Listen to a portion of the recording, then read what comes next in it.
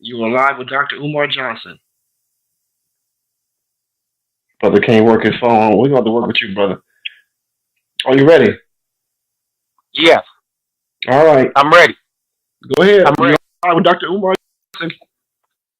Hello, Dr. Umar. My name is Darren Strong, and I guess you can say I'm a community organizer right here in the Bay Area. I'm currently with an organization out here, and is to say what I'm watching is this industrial non-profit complex really, really decimate and destroy the movement to end mass incarceration. And being a formerly incarcerated individual myself, it's almost agonizing to watch what's going on. When we talk about the type of legislation that we are trying to push, some of the legislation that has been pushed, none of it is actually aimed at helping the, all of the African American men and women that are returning from incarceration.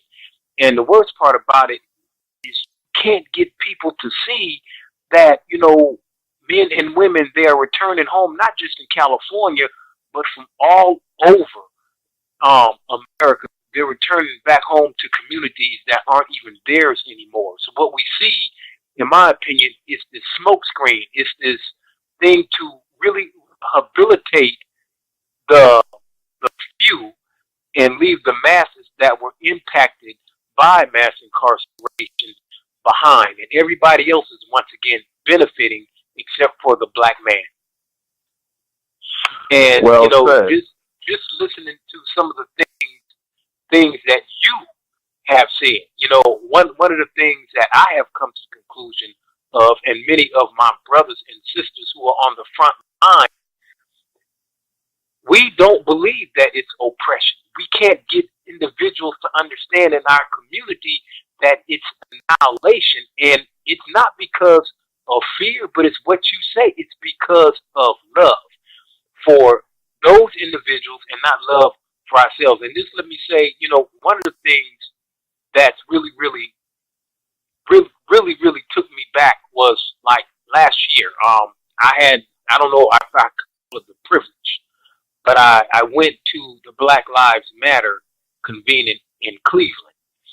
And one of the things, I went with a couple of individuals and a very good friend of mine whose son was on the platform with Oscar Grant.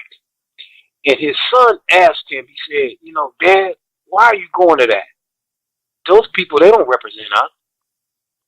They don't represent us. And what we see is that there's not any desire to organize the young brothers and sisters at the street level, but it's all this push to get those men, and I guess some of the women from universities and colleges that really have no lived experience. And so what we have is more Europeans co-opting what we have, and it's a and all it is a diversion.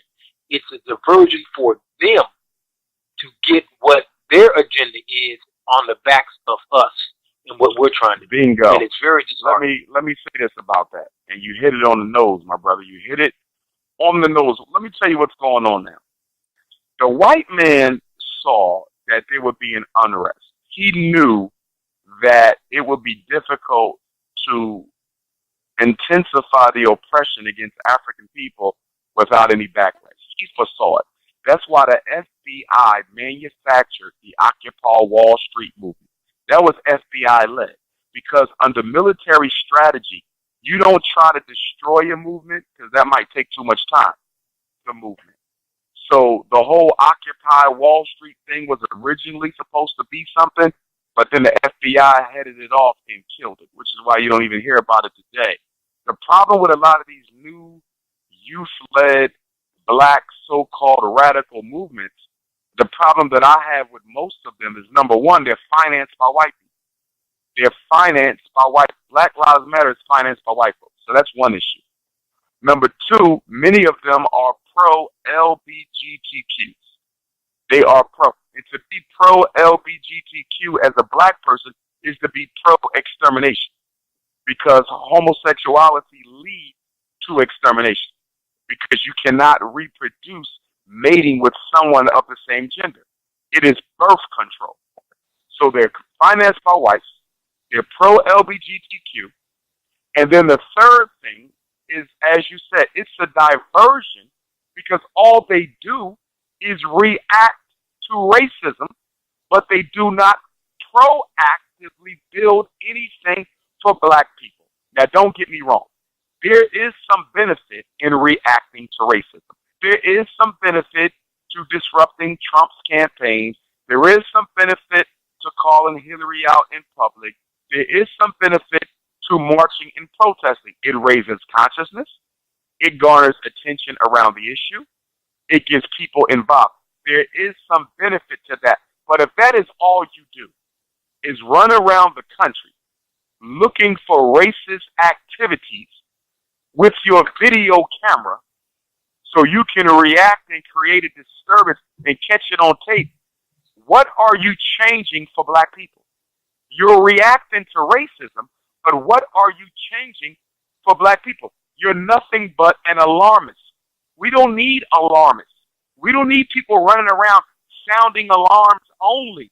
You can sound the alarm, but after you sound the alarm, what are you going to do? Are you building a school? Are you building a hospital?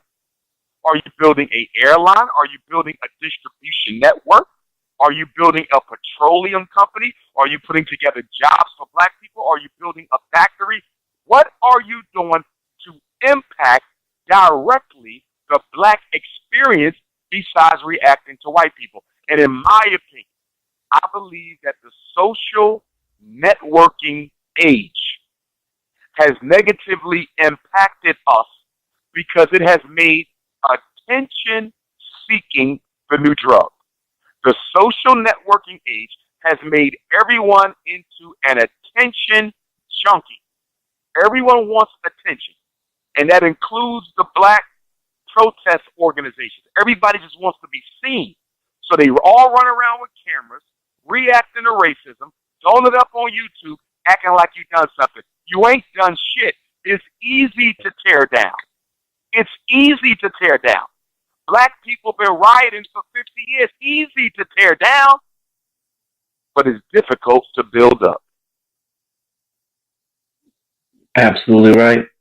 Absolutely right. Thank you, my brother, for that. Now let me see. I got somebody else here. Hang on. I think someone else had another question. All right, Natasha, you said John's on the line. He had another question. I'm gonna open it up for you. Ask your question, brother. Hope he's on your phone, Natasha.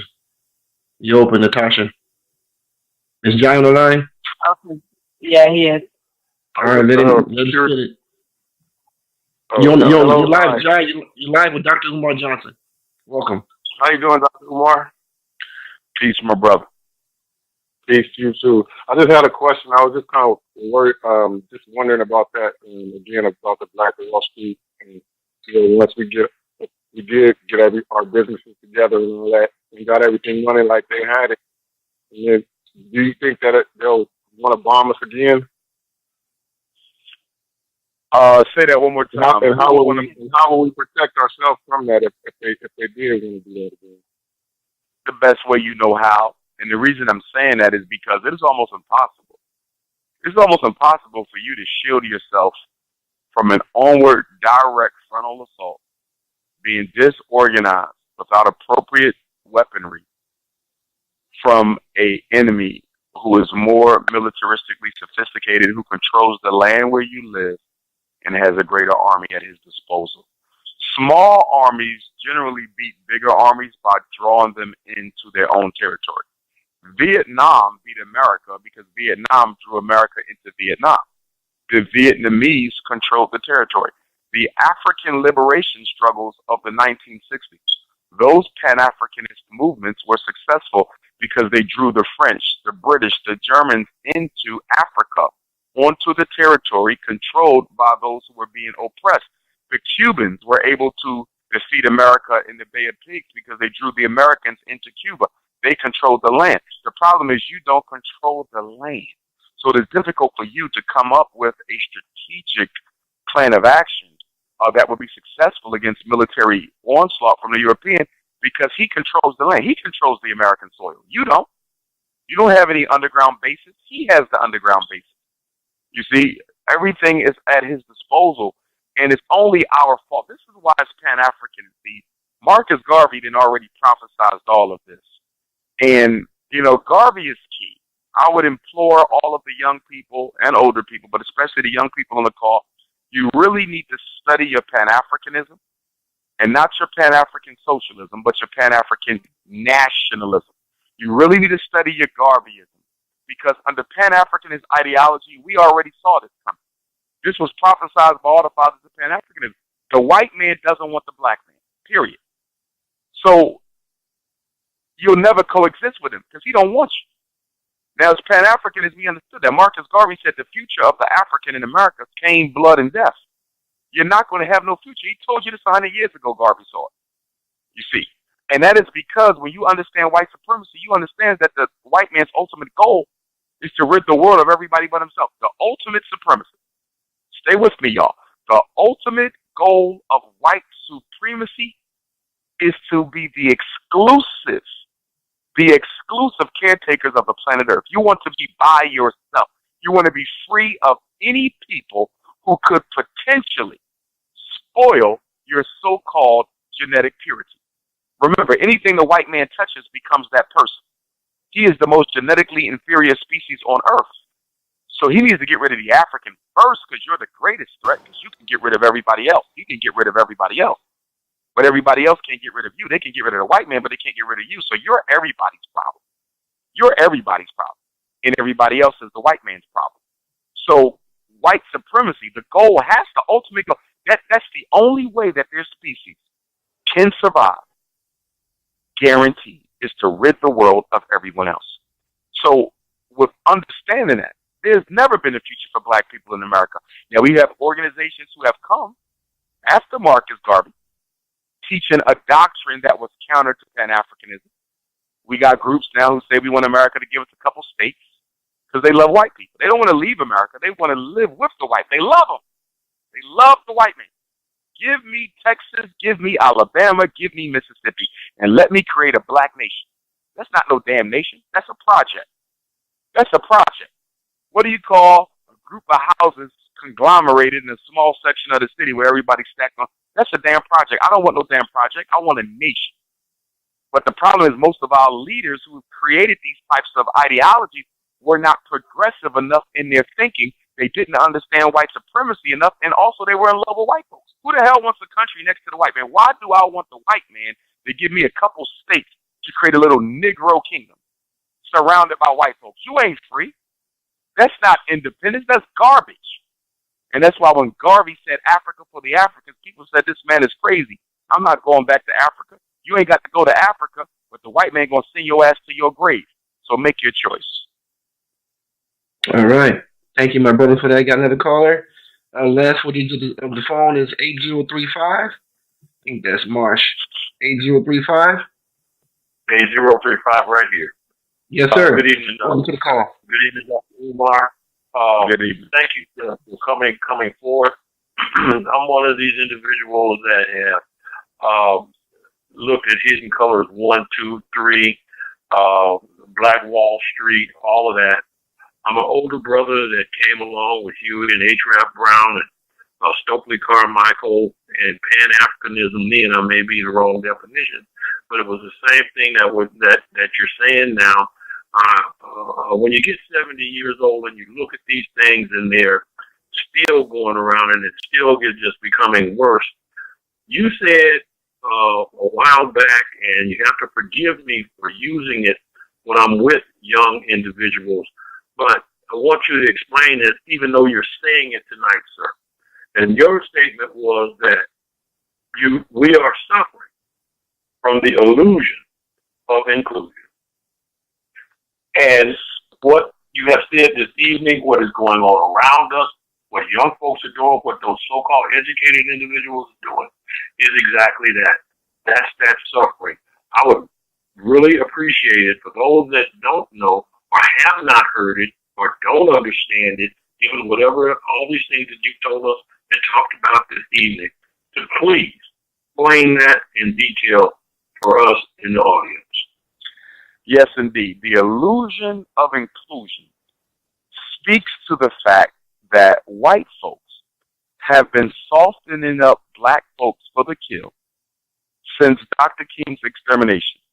And they have been able to soften us up for the kill by via of brainwash, by way of the illusion of inclusion, giving you things, events, presidents, laws, institutions, to make you think that America has changed its attitude towards black people and now wants to accept you. President Obama's presidency was an illusion of inclusion. Even diehard Pan-Africanists, diehard black revolutionaries disappointed me these past 8 years. Even some of our elders disappointed me. People who I thought lived and died red, black, and green were beginning to rethink their political position based on Obama's selection to the White House. I mean, that Obama move was the most powerful illusion of inclusion strategy, the Civil Rights Bill and the Voting Rights Act. I would say the Civil Rights Bill was a great weapon of illusion of inclusion. The Voting Rights Act was another strategy of illusion of inclusion. The Obama presidency was another strategy of illusion of inclusion. And now we got a bigger one than Obama. And that is they're about to put our Queen Mother ancestor, Harriet Tubman's face on the front of the $20 bill. Now, this isn't going to happen until 2019 or 2020. I was just down in Bucktown, Maryland, visiting the home of Harriet Tubman, where they're currently constructing a Harriet Tubman Visitor Center, not because they care about our ancestor, but because they want to get paid off of tourism dollars that will pour in once the Harriet Tubman $20 bill comes out. Everybody's going to run to the Harriet Tubman Visitor Center so the state of Maryland can get paid. They don't care about our ancestors. They only exploit our ancestors. So they're going to put a Harriet Tubman face on the front of the $20 bill. So that's what? Another illusion of inclusion. That might be more powerful than Obama. That might be more powerful than Obama, because whereas Obama was a biracial African, Harriet Tubman was a pure-blooded African, strong African features, formerly enslaved, ran away to freedom, and she was a woman on top of that. So that's going to get the black feminist support. That's going to get black people support, because we love white folks and want to be accepted. So seeing this black woman on the front of the $20 bill is going to cause all sorts of psychological schizophrenia problems with Negroes. Negroes might go crazier over the Harriet Tubman $20 bill than over the Barack Obama presidency. The white man is a slick devil. He is a slick devil. He said to himself, okay, we held them with Obama for 8 years, but now they see Obama ain't shit. So we're not going to be able to hold them too much longer after Obama is gone, because they see that he was nothing but a disappointment. So we got to give them something else to make them think that we care. How about putting Harriet Tubman on a $20 bill and giving that to the Negroes? That can be their reparations. So there you go. You got your reparations. Barack Obama and Harriet Tubman. That's Negroes' reparations for slavery, reparations for Trayvon, Eric Garner, Michael Brown, Sandra Bland, and the people they're going to kill tomorrow, God forbid. Psychological illusion of inclusion, making you believe that America wants you when she hates your damn guts. Absolutely. Thank you, my brother. I got another call for you. Last four is 9339. 9339, you're on the air with Dr. Umar Johnson.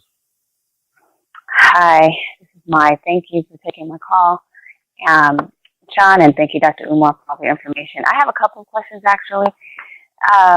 The first one is, do you think the majority of the white people are really that smart, and that they are all a part of this ultimate plan to give us the illusion of inclusion? Because that's not my experience. I just feel like though the powers that be are, but not the majority of them. Just like I feel like the majority of black people aren't as intelligent. But, and then number two is, what exactly is your plan? or you're suggesting, not your plan per se, but you're suggesting that we as Black people do in this country, because I hear two different things. Basically, have your own, right? Educate our own, be self-sufficient.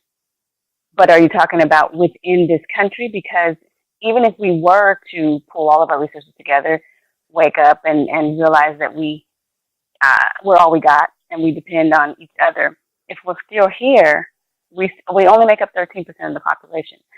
If we really still all came together, all in, like minds and doing the same thing to support each other and keep our dollars in our community and not spend and continue to advance the majority's economy, as we're notoriously doing, they still could probably just annihilate us just by sheer strength of number. So, I mean, are you suggesting that we literally, like you said, that we really don't have an emotional or any other kind of tie to Africa per se, as African Americans for the most part? So, where do we go? What exactly are you suggesting? Okay. I'm suggesting the Pan-Africanist solution. As Pan-Africanists, we believe in repatriation. We believe that we have to go to Black countries and build up independent communities in lands that are controlled or at least supervised by people who are members of our human African family. That's what I suggest. You are absolutely right, my queen. They burned down Tulsa. They burned down Rosewood. They burned down Durham. They burned down Wilmington, North Carolina. They burned down every Black Wall Street that was ever built. And if you build another one, guess what? They're going to burn that one down too. As Marcus Garvey said, the future of the Black man outside of Africa spells ruin and disaster. Now, because Black people are in love with white people, they never even wanted to consider Pan-Africanism. Why Black people are afraid of Pan-African nationalism? And it's because they love white people and don't want to let white people go. But the truth of the matter is you will never be able to solve your problems for good while you live next to your oppressor. The white man will never allow Black power next to white power. He will never allow that. Never, never, never. And that's why the solutions that have been proposed by all these other Black groups will never work, because all of their solutions is about the white man giving them some states so they can build a Negro community right next to their slave master. We don't want that shit. In Pan-Africanism, we know that nationhood, for it to be truly independent, has to be on land that you control, that is not surrounded by your oppressor. So that means that even if you don't want to go to Africa, you're going to have to go to the Caribbean. You're going to have to go to Central or South America if you want to solve your problems for good. Now, if you want to stay in love with the white man and build, let them tear down, build again, let them tear down, build again, a lot of Black people would rather do that. Some of us don't want to do nothing but fight the white man. All we want to do is fight him because we love him so much. We don't want to leave him alone and build for ourselves. We just want to keep on fighting him because we love him. It ain't that we need him, it's that we love him. Let me say that again. It ain't that we need him, it's that we love him. Let me say it one more time. It's not that we need the white man, it's that we love the white man. So the solution is for some of us to go back home to Africa, to begin the process of building up independent communities, and then send for the rest of us. But let me be clear about something. Let me be clear. Africa is not a utopia. The reason we are going to Africa is because we are going to make a contribution. It is not Africa's job to solve our problems. It is our job to solve our own problems in Africa. That means we are going to build up a nation. The same thing the white man did when he came to America, build up a nation. We are not going to look for jobs. We are not going to look for welfare. We are not going to the homeless shelters in Africa. We're not going for the food kitchens. We are bringing the opportunity. Starline ships, we are bringing the opportunity to Africa. We're showing up with our equipment. We're going to sit down with the president of African countries and say, listen, we need 500 acres. We got 500 Africans coming back. We got everything we need. We will not be a dependency on the government. All we need is land. And not only that, we're going to hire some of our native African brothers and sisters to come and work these industries, because I know many of them are unemployed and jobless and they need opportunity. We could resurrect Africa. Black America is Africa's solution. Black America is Africa's solution. The problem is the black man and woman in America are too in love with white people to see the opportunity that lies in Africa. And if you don't want to go to Africa, because I know a lot of us hate being black, and the last thing we want to do is be surrounded with black folks, then go to the Caribbean. Go to Jamaica. Go to Haiti. Go to black Cuba. Go to black Puerto Rico. Go to Trinidad and Tobago. Go wherever you want, but you must go to a black country because you have no future in a continent or country dominated by your enemy. Garvey has said that. Edward Wilmot Blyden has said this. Alexander Crummell has said this. Henry Highland Garnett has said this. Bishop Henry McNeil Turner has said this. Everybody has said this. I have said this, but black people don't want to admit it. We don't want to accept the fact that there's no future for us in this country, except there is one exception. There is one way you can stay in America with your slave master who you love so much, and that is to build up Africa so strong, make Africa so militaristically and politically and economically strong that she is able to reach her hands out and protect you wherever you are in the world. Let me give you an example. Why don't we see Chinese kids get killed by cops? We don't see Arab kids get killed by cops. We don't see East Indian kids killed by cops. You don't see Jewish kids killed by cops. Now, they have Jewish gangs, they got Chinese gangs, they got Arab gangs, they got East Indian gangs, but you hardly ever see them killed by cops. You always see black kids killed by cops, but you never see the gang members of all these other non-white ethnic minority groups killed by cops. And then the kids who are killed who are black don't even belong to gangs. They're innocent kids. But they don't get killed by cops. You know why? Because they have strong nations back home in their land of origin whom are strong enough to reach their hands out politically, economically, and militaristically to protect their scattered children wherever they are. You'll never see a Chinese kid get killed by the cop. You know why? Because China ain't having that shit. The Chinese secretary will be on the phone to Obama and say, you must got a problem. These are not black children. You do not let that happen to our children. So this is what you're going to do. You're going to fire that cop. You're going to fire his boss. And you're going to make it clear in your country that Chinese kids are never to be touched, because if you don't, you'll never get another trade agreement with us ever again. Do you understand, Mr. Obama? The same thing with the East Indians, same thing with the Arabs. They have strong countries that are going to look out and speak up for their scattered children. So the question for you, Black America, is which African country, which Caribbean country, which Central or South American country bold enough to speak out against the treatment of its African brothers and sisters in the United States? None of them. None of them. Marcus Garvey said, a strong man is strong everywhere.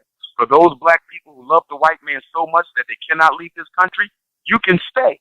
But your money is going to have to go back to Africa with those of us who go back, so we can invest and make Africa strong. If we make Africa strong, once Africa is strong, in return to her historical glory, you can live in America, you can live in Germany, you can live wherever the hell you want, because they know if they mess with one of Africa's children, they're going to have to pay the price. That is the only way you can have Pan-Africanism work for you without you actually being on the continent. In other words, you can have a future outside of Africa. You can have a future outside of Africa, but you can never have a future without Africanism or perish.